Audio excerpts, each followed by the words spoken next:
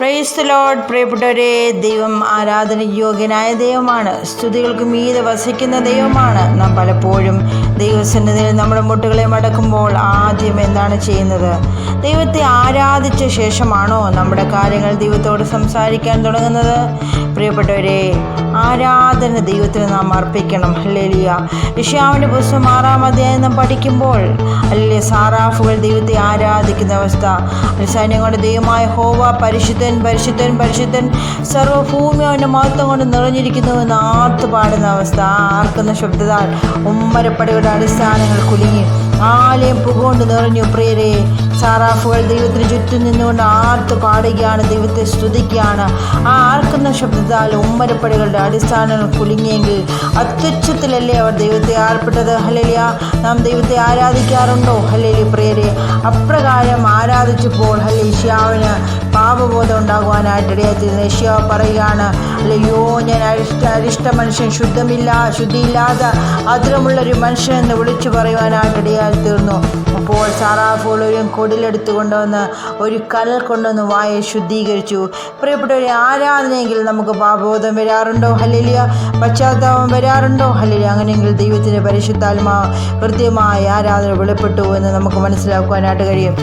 Hallelujah. വെളിപ്പാട് പുസ്തകം 9-ാം അധ്യായം 18 വാക്യം മുതൽ വായിക്കുമ്പോൾ അവിടെയും ദൈവത്തെ വിശ്രമം കൂടാതെ ആരാധിക്കുന്ന അവസ്ഥ നമുക്ക് കാണുവാനായിട്ട് കഴിയും.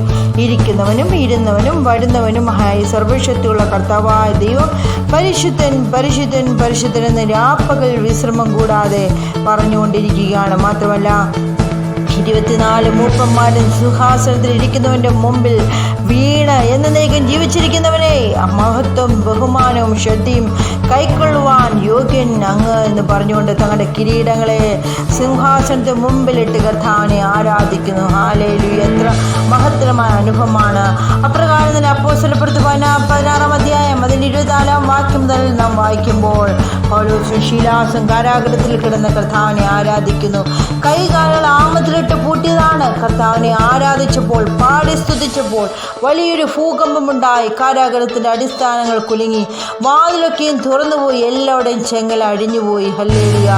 ആരാധിച്ചപ്പോൾ അവിടെ ഉണ്ടായിരുന്ന എല്ലാവരുടെയും ചെങ്ങല അഴിഞ്ഞു വീഴുവാനായിട്ട് ഇടയായിത്തീർന്നു. പൗലോസിൻ്റെയും ശീലാസിൻ്റെയും ചെങ്ങല മാത്രമല്ല, ഹല്ലേലൂയ, അവിടെ ഉണ്ടായിരുന്ന സകല തടവുകാരുടെയും ചെങ്ങലകൾ അഴിഞ്ഞു വീണു. അങ്ങനെയെങ്കിൽ പ്രിയപ്പെട്ടവരെ, ആരാധനയിൽ വിടുതലില്ലേ? അല്ലെങ്കിൽ ആരാധനയെങ്കിൽ ദൈവം പ്രസാദിച്ചാൽ അസാധ്യമായ എല്ലാ കാര്യങ്ങളിലും ദൈവകരം ചലിക്കുവാനായിട്ട് ഇടയായിത്തീരുന്നു. ബന്ധിക്കപ്പെട്ട അവസ്ഥയിലാണോ? അവിടെ വിടുതലുണ്ട്.